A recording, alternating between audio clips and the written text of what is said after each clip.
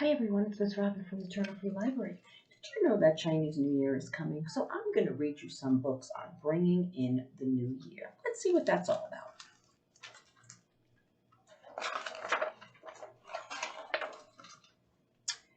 Is the new year coming? I hope so. We try to welcome it in. So Zai Zai sweeps the old year out of the house. And Baba hangs the spring happiness poems. Mama makes the get-rich dumplings. Yum, I love dumplings. And Mai gets a fresh haircut. She's going to look so pretty. And I put on my new queso dress for the New Year feast. Now will the new year come? Pop, pop, pop. Did you hear the firecrackers? Are they bringing in the new year? No, but they brought in the lions. They're here to scare away last year's bad luck. They scare Mai too. Don't cry, Mai. Where is the new year? We carry the lanterns to light the way. I hope the new year follows us soon. Look, there's the dragon. Auntie is waking him up by opening his eyes. The new year must be coming. The dragon's awake. Is it the new year at last?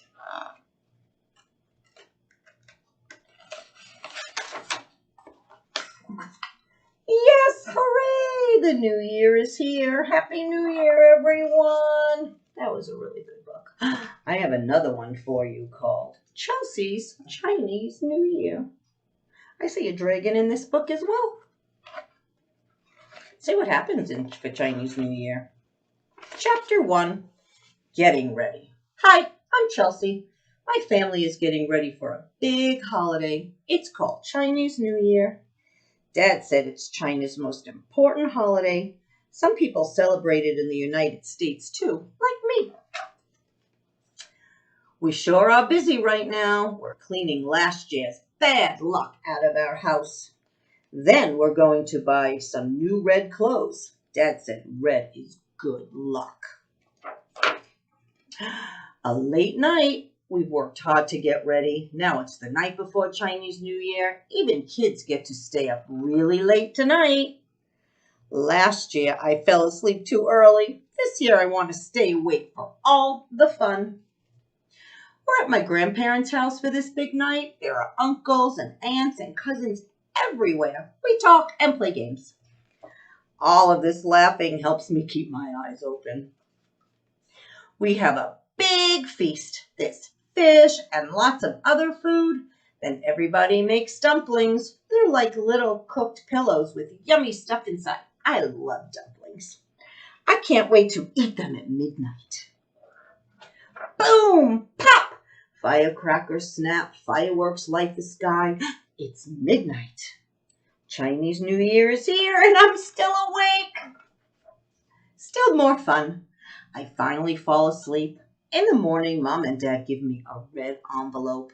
Money falls out when I open it. Chinese New Year really is a lucky time. Chinese New Year doesn't stop after one day. We keep celebrating. We wear our new clothes. We take presents to friends and family, and we try to be very good. This starts the new year out right. Now there's going to be a parade. Chinese New Year ends with a big parade. My favorite part is the dragon. Dad says dragons are lucky too.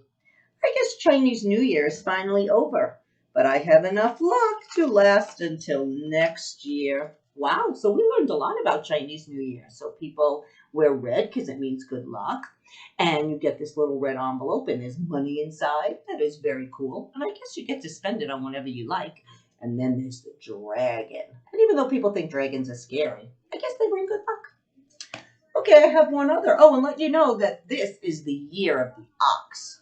The Chinese New Year. Every year, it's a different zodiac sign. And tonight, this year, it's the year of the ox. So maybe we'll read it, The Year of the Ox.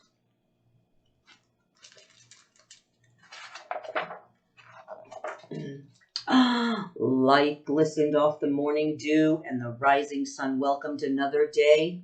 Inside the stables, Mama and Papa Ox yawned after a long night. Resting in their bed of hay, they tickled their new baby.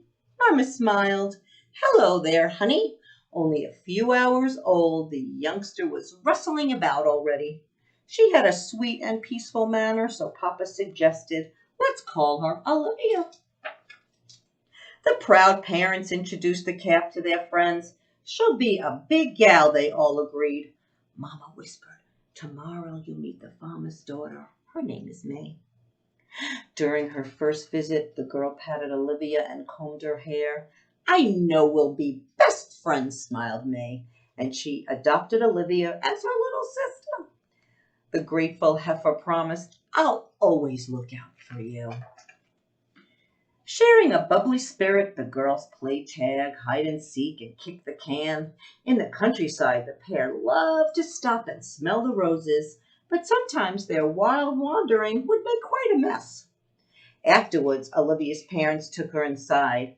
Mama noted there's a time and a place for fun and games. Papa added, yes, dear, it's about time you learn to pull your own weight around here. The following morning, Mama and Papa showed her the shed where they got ready for work. Every day, the bull and the cow would each carry a yoke and pull a plow. Olivia wanted to pitch in despite Mama's misgivings. Papa pointed out, but the yoke is heavy and tilling the ground is hard labor. Olivia boasted, I'm a big girl now, and I can handle it myself. But try as she might, Olivia was too small to plow the fields. Many times she got stuck in the mud and had to be rescued. Moo! After a long day, Olivia came home dirty and plumb tuckered out. After dinner, Mama advised, dear, maybe you should try a different job. Yes, I'd like that very much, answered Olivia eagerly. The next day, May led Olivia to the nearby well to fetch some water. Gingerly, the girl filled her bucket and balanced it on her head. Her little sister bragged, ha! I can carry much more than you. Be careful, May warned as Olivia moseyed along with 2 buckets on her shoulders. They were almost home when a rooster bumped into them and crowed. Olivia slipped and spilled the water everywhere. After cleaning up, May thought of another chore for Olivia. Next week is harvest time. You can bring the rice to be milled. Olivia nodded, and they prepared to collect the crop. During the harvest, May soaked stalks of grain into Olivia's back. This is easy, smirked Olivia. But on the way to the mill, a snake darted in front of her. Startled, Olivia scattered her load all over the floor. Now both girls were embarrassed, but the weekend was here, and May's parents had planned to sell their vegetables at the local farmer's market. Olivia promised to behave, so Mama and Papa let her come along. The town square bustled with buying and selling, and May's parents displayed their bounty. Olivia marveled at all the sights, sounds, and smells. Meeting a friendly rat, she followed it to a stall close by. Suddenly, a yell rang out. Eek!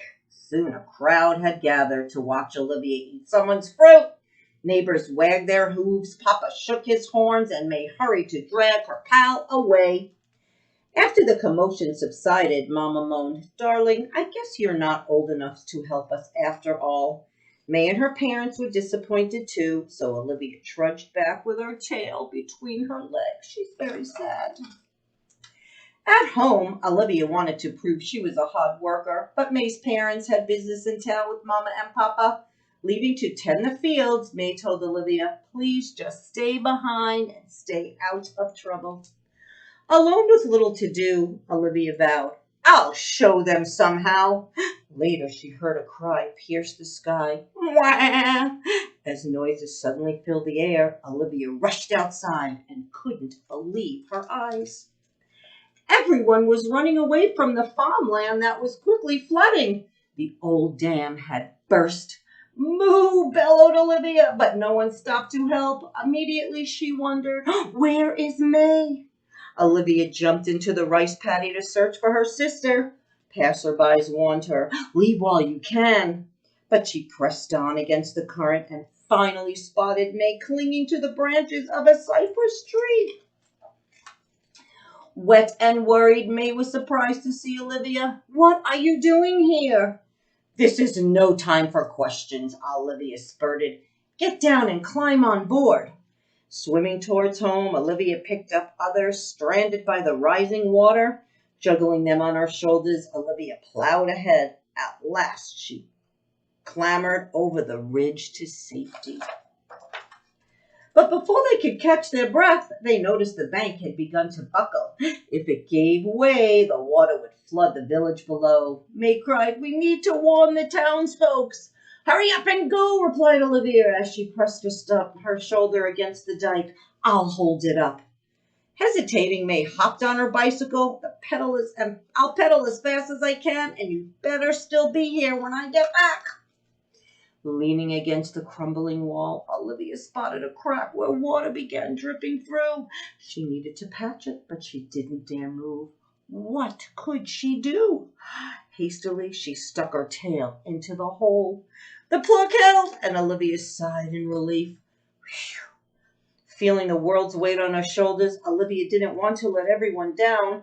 Digging her hooves into the ground, she pushed with all her might. Time crawled by. Just then, May's family and Mama and Papa arrived with lots of helpers.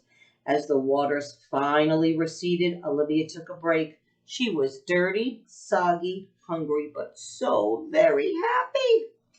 May hugged Olivia. Thanks for coming back for me. Olivia blushed. I know you do the same. Joyfully, Mama and Papa remarked, you two are the bravest girls in the whole world. Soon life returned to normal, and Olivia and May played their games and roamed about as before. Their parents watched how they were growing up, both hungry for adventure and strong-willed. The sisters loved each other heart and soul. May knew that Olivia was there for her when it counted, and everyone around will remember that this was a marvelous year of the ox. So, this year, like I said, it's the year of the ox. I'm going to read you one more story, and it's called Max Celebrates Chinese New Year. Let's see what happens with Max.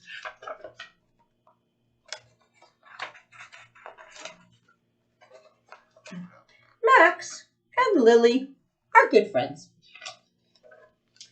Lily invites Max to party with her family. Tomorrow is the first day of Chinese New Year. Do you remember what happens on Chinese New Year? What do? Lily is very excited. She tells Max that the Chinese New Year is like the New Year's Day he celebrates. Max celebrates on January 1st. The Chinese New Year takes place in January or February. It lasts for 15 days.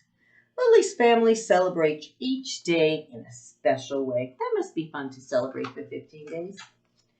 Lily and her parents get ready for the party. They clean the house. Remember, they get all the bad luck out. And Max helps them. Lily and Max put up a red cloth on the dinner table because what happens, remember? Red brings good luck. Red is for good luck. Lily puts flowers on the table. Flowers are for happiness. Everybody loves flowers. And Max puts oranges on the table. Oranges, too, are for good luck. I didn't know that. The next day, Lily, her parents, and Max wear new clothes for the Chinese New Year. They eat sweet rice, they eat cookies, and sweet candy, too. Sounds delish. Lily and Max have a lot of fun watching the dragon parade. That dragon gets around. Max wants to celebrate the Chinese New Year with Lily every year. Max and Lily are good friends. So I wonder, do you guys celebrate holidays with your friends? Because celebrating together is a lot of fun. Well, I really hope that you enjoyed all the Chinese New Year stories, and that if you celebrate, you have a great, great celebration with your family and your friends. And Miss Robin will see you next time. And don't forget,